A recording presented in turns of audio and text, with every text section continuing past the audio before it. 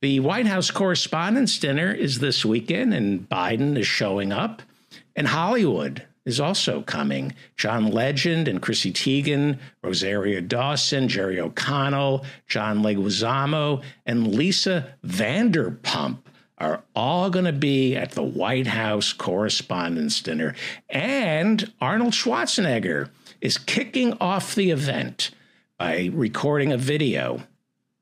How quickly we forget, don't we? Remember when the White House Correspondents Association did some serious soul searching 4 years ago and decided no more comedy, no more Hollywood royalty, no more glitz, no more merging journalism with show business. But here they are. They're asking Arnold to record a video to kick off this year's White House Correspondents' Dinner. The bad actor turned even worse governor is opening the White House Correspondents' Dinner. That's a great message from the White House Correspondents Association, right? They promise no more merging of the serious business of journalism with show business, and Arnold is kicking it off. Apparently, the White House Correspondents Association did some soul searching, and they came up empty. They couldn't find a soul.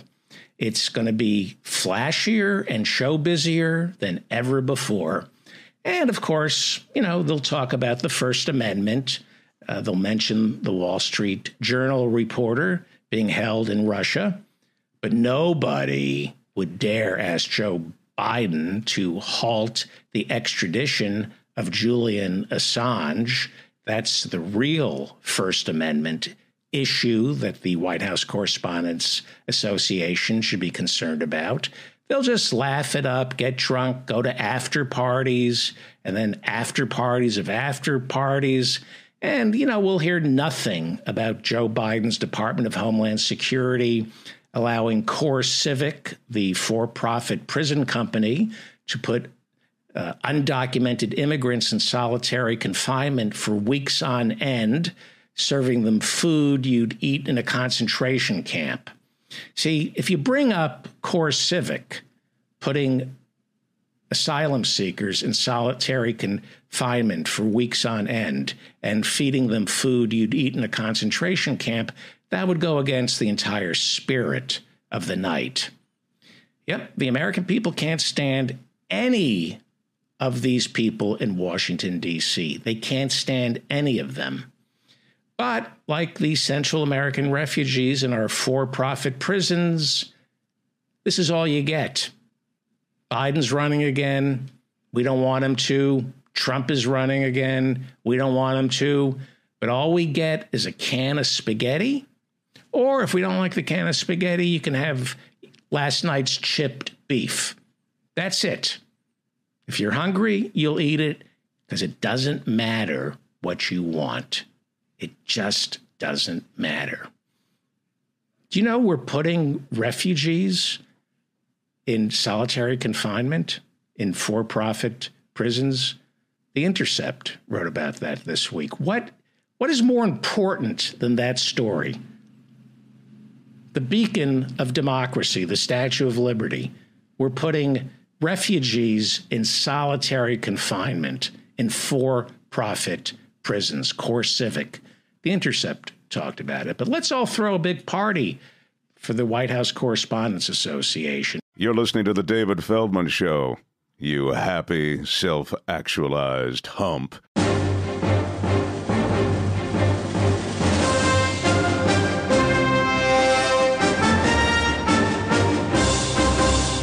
It's been too long. Peter B. Collins joins us. He's a Bay Area Radio Hall of Famer, and it's great to see you again. David, it's great to be back with you. You look great. I brought my Chloe because I learned that when I've appeared on any kind of a video podcast, that people tune in for the dog. Yes, they do. And they go, "Oh, she's so cute." And then, you might be able to get people to listen to me for 5 or 10 minutes.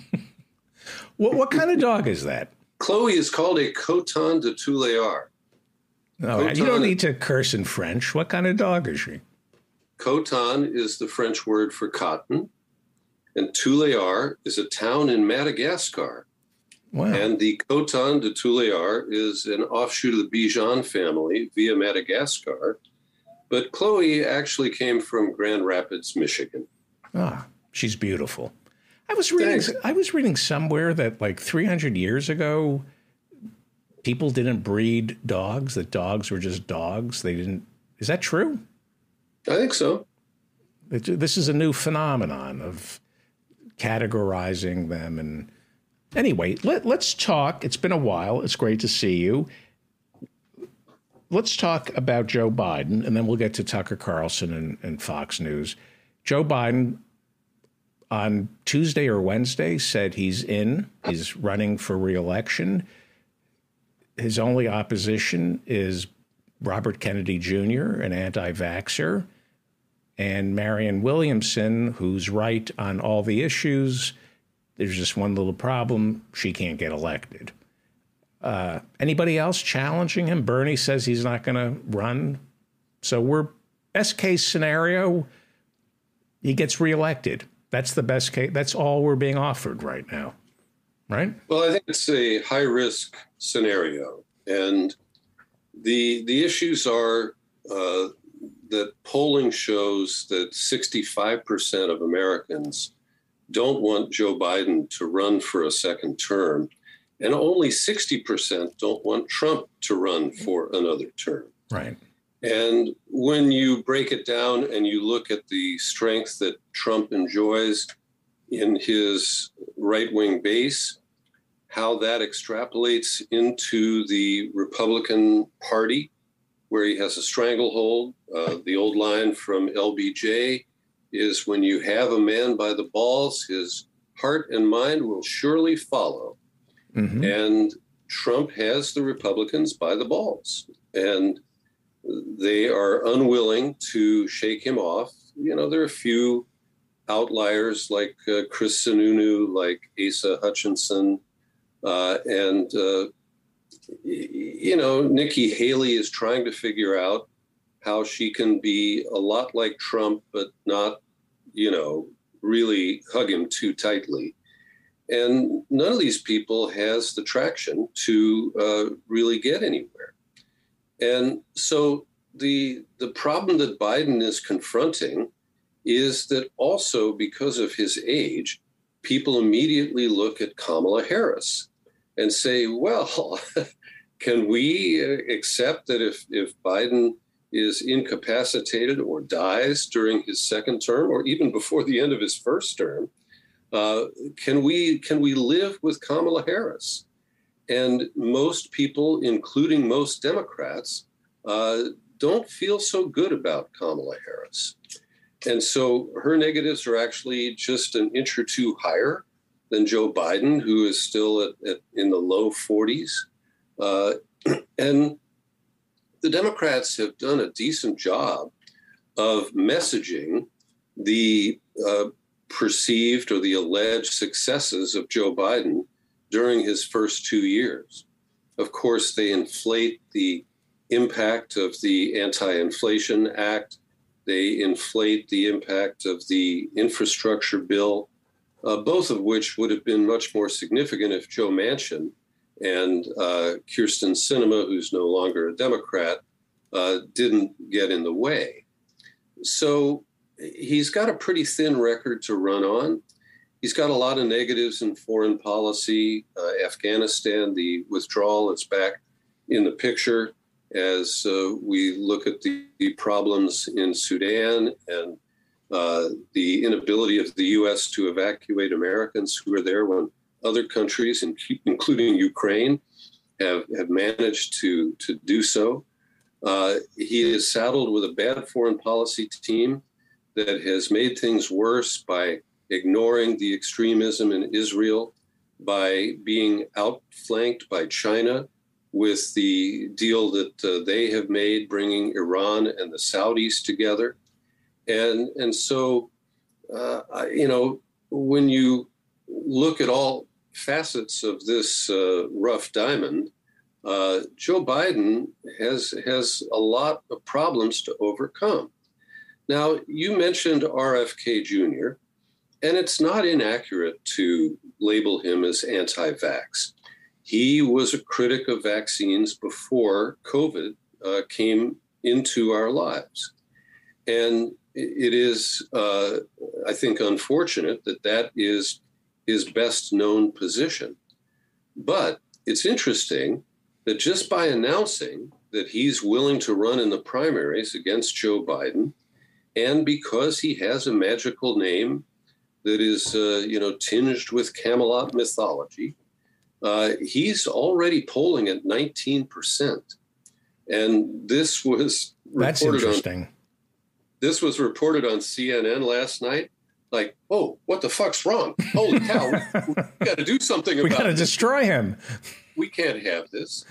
And so let me talk a little bit about RFK Jr. I have met him on several occasions. I have emceed events where he was the speaker. He's a very smart man. And incredibly charismatic. It's almost like saying his father.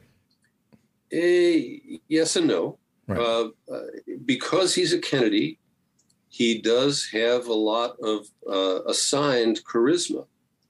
But in fact, because of the defect in his voice, and he says that occurred when his father died, and his vocal cords have never recovered, and I understand that. But it makes him very hard to listen to, and you feel like he is about to pass out because it's so difficult for him to speak. And at this one event where I emceed his speech, which was about climate change, he went through so much water that I brought out a 5-gallon jug from backstage to keep filling his large glass. And well, he is a water keeper. Yeah. Well, and I appreciate that. What he did to try to clean up the Hudson and to hold General Electric to account for that, that is a signal accomplishment.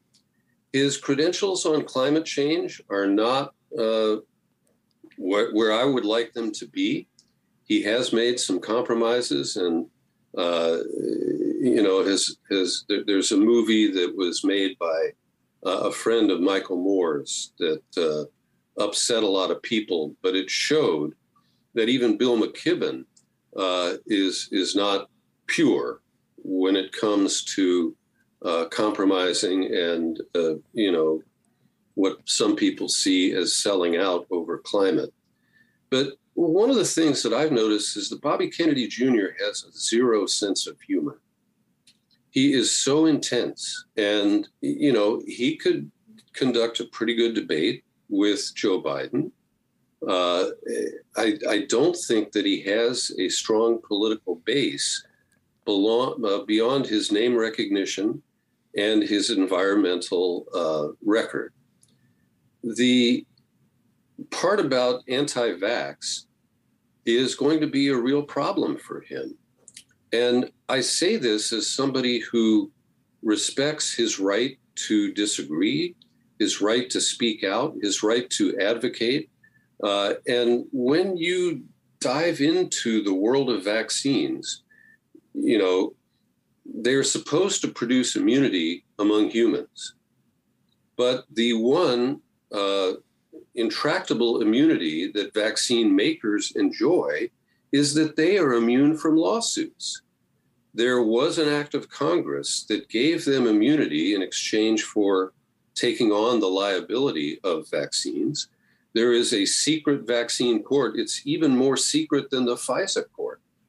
And if you are injured provably by a vaccine, you go to that court and they give you money and they gag you for life.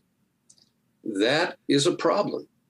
And so I'm in touch with a number of people who I don't fully agree with, but who I respect, who talk about it in terms of vaccine safety. They don't like the anti-vax label because most of them are not against all vaccines.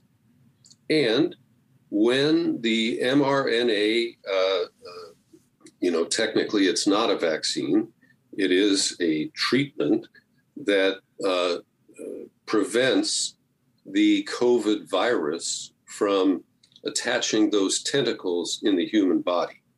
It's not a traditional vaccine where you get a dose of a virus and it builds permanent immunities in that human. So when you look at the way COVID evolved, the way Trump politicized it and tried to just crush it and make it go away by trotting out Anthony Fauci every day.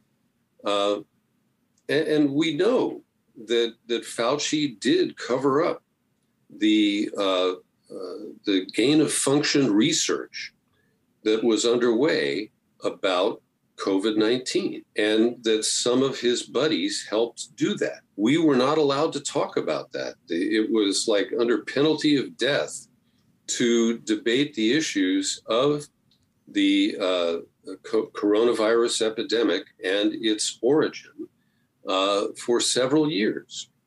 And now those limits, those restrictions are off.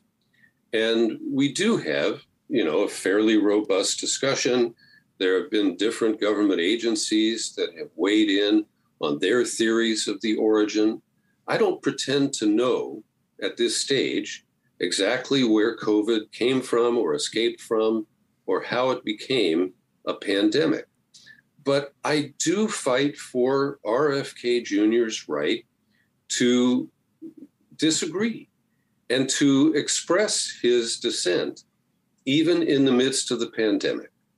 And at the same time, the political realist in me knows that he will never escape the corporate media's tag that he was anti-vax and therefore must be dismissed, he must be canceled.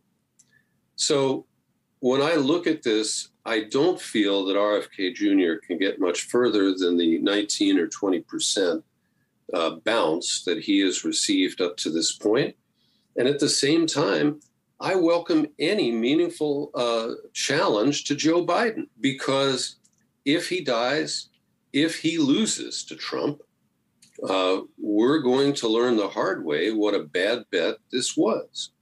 And the polling, isn't perfect, but it's pretty consistent that most people, will have to be dragged kicking and screaming to vote for Biden. So let me ask you a couple questions about this. The polling shows that more Americans don't want Biden to run than they don't want Trump to run.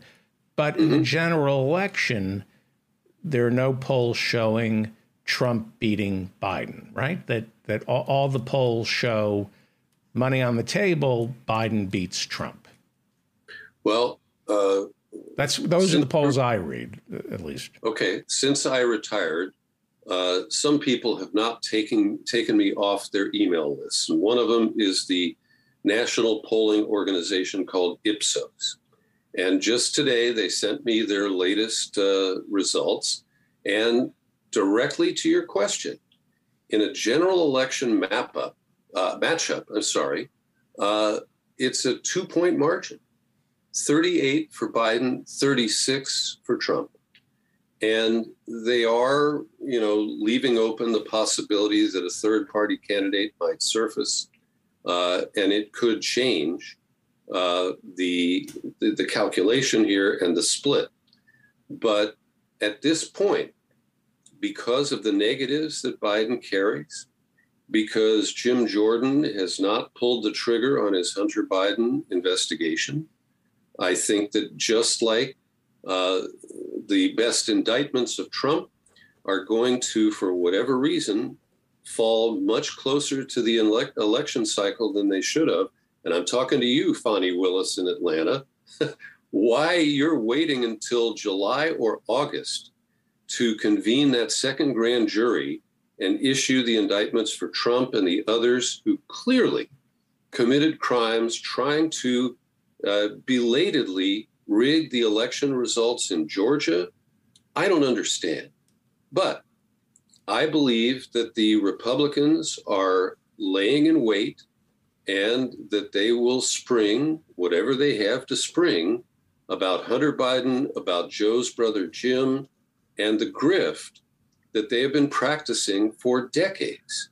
Now, their grift, in my view, is not quite as stinky as the Trump grift, but it's a matter of whose nose is whiffing. Right. Well, let me ask you two questions about that. Hunter Biden. Is Jim Jordan not pulling the trigger on Hunter Biden because it doesn't poll well? Isn't there a lot of sympathy for Hunter Biden? He's a crack addict. I've made some jokes about his being a crack addict on this show, and people get very upset. We all have relatives and close friends who are addicts. You're beating up Jim Jordan.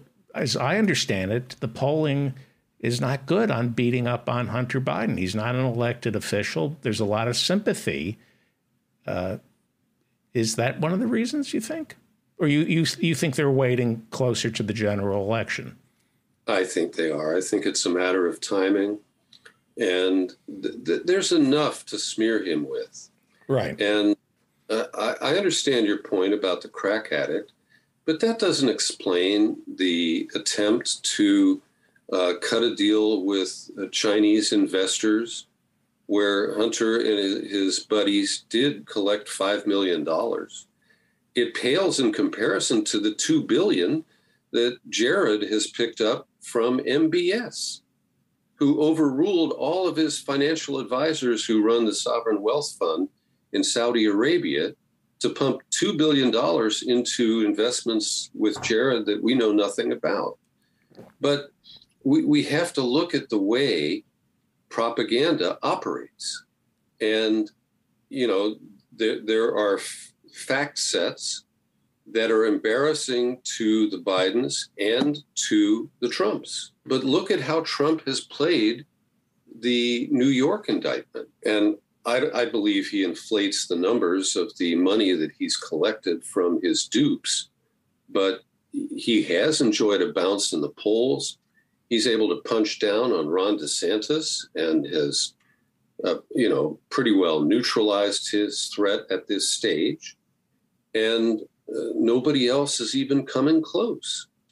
So the ability of Trump to capitalize on what we would think are his vulnerabilities and the difficult position that Biden will be in if Merrick Garland does, in fact, produce some indictments of Hunter.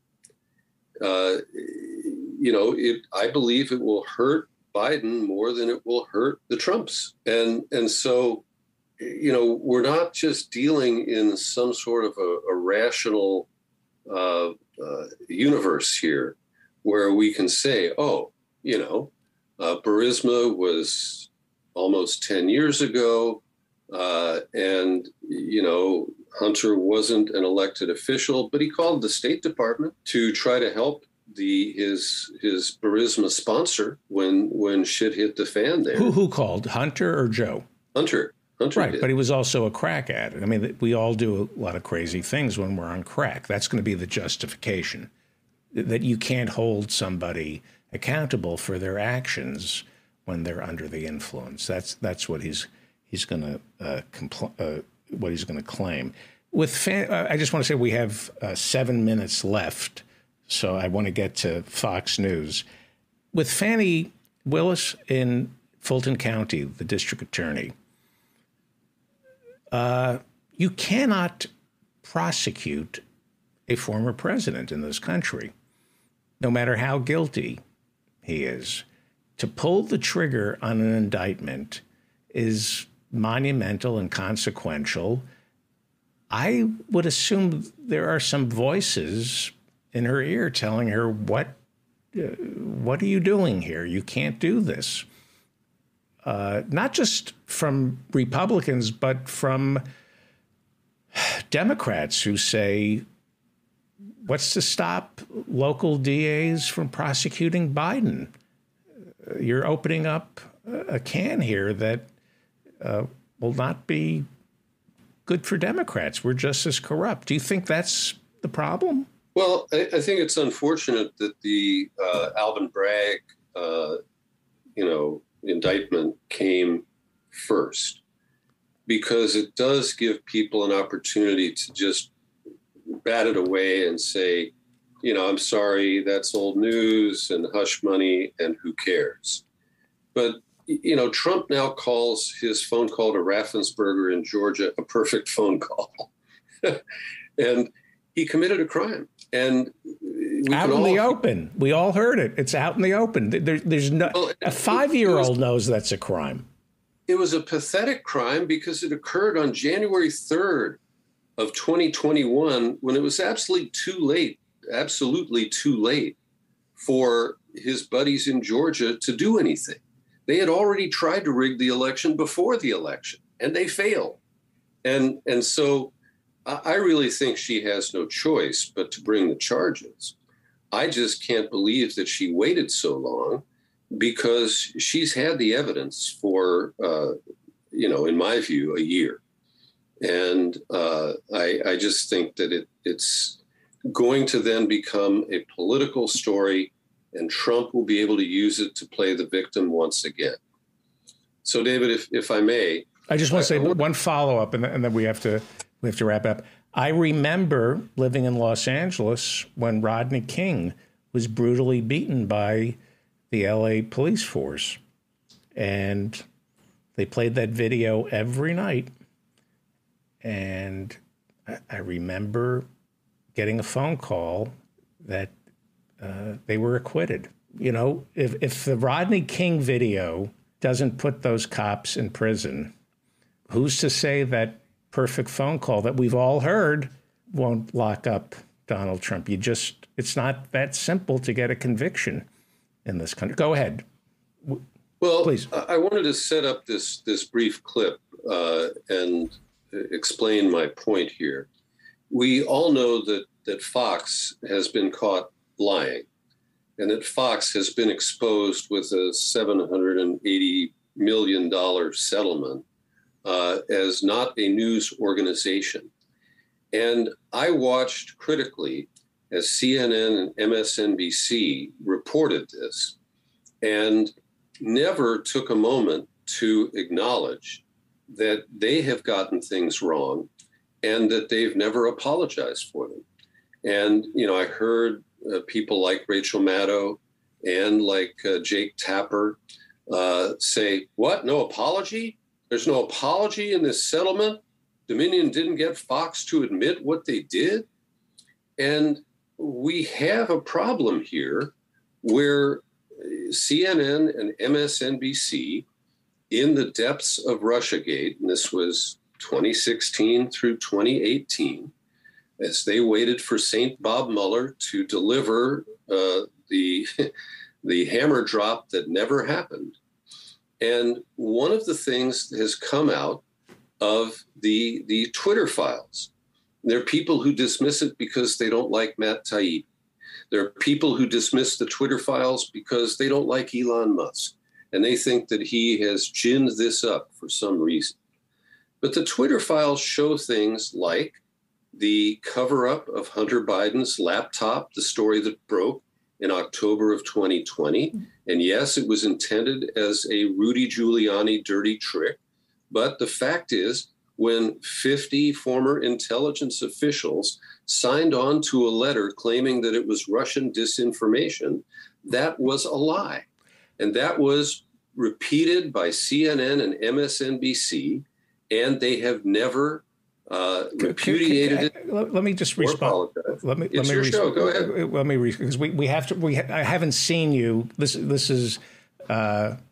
Let's do this next week. Let me just say that Twitter's policy was not to release any material that has been hacked.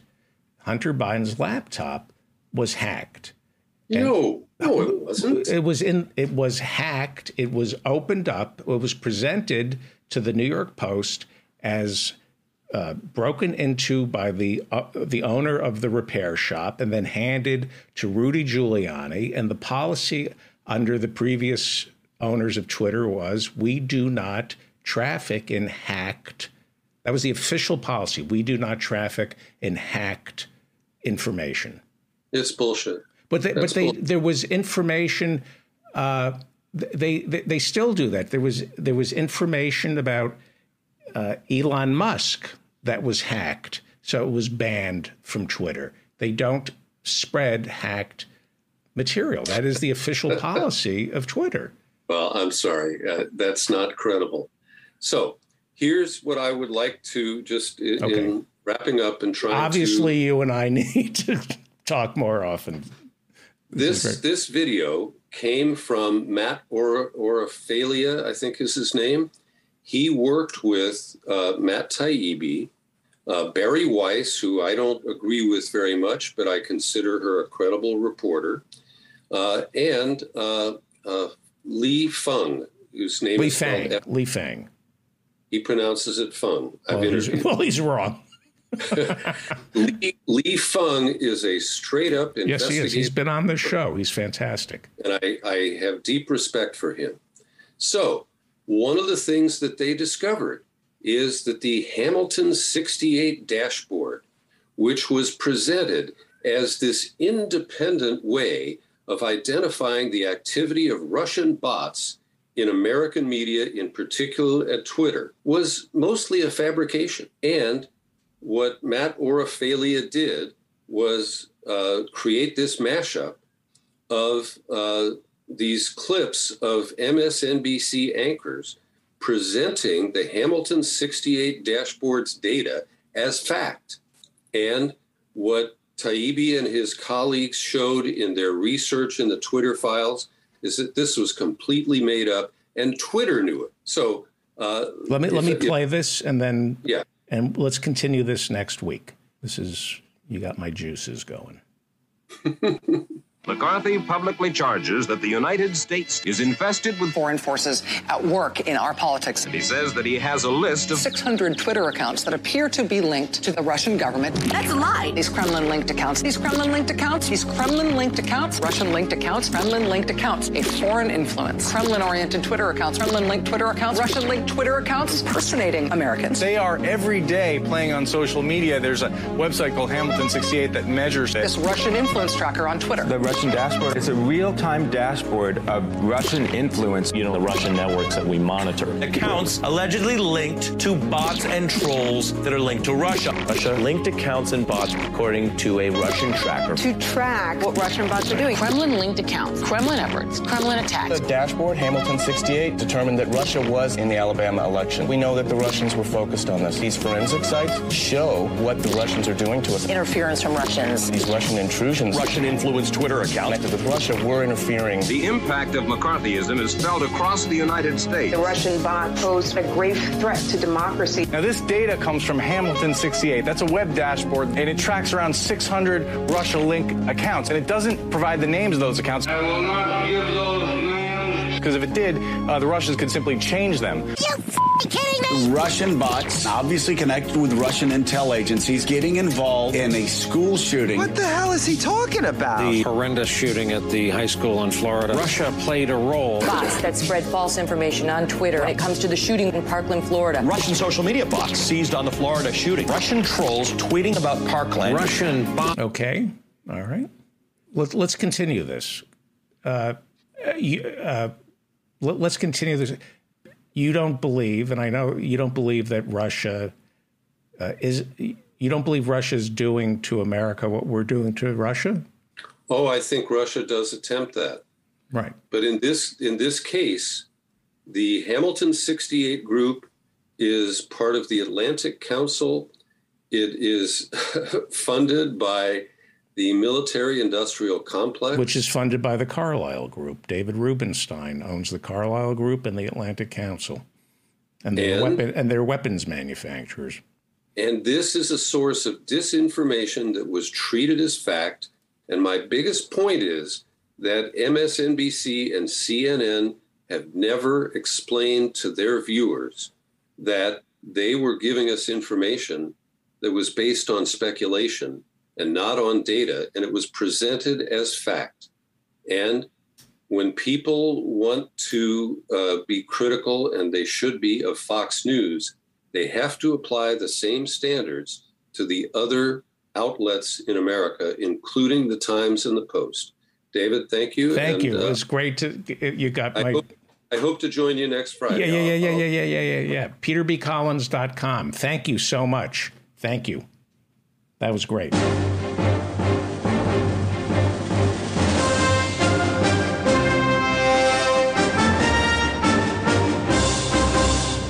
You're listening to The David Feldman Show. You happy, self-actualized hump.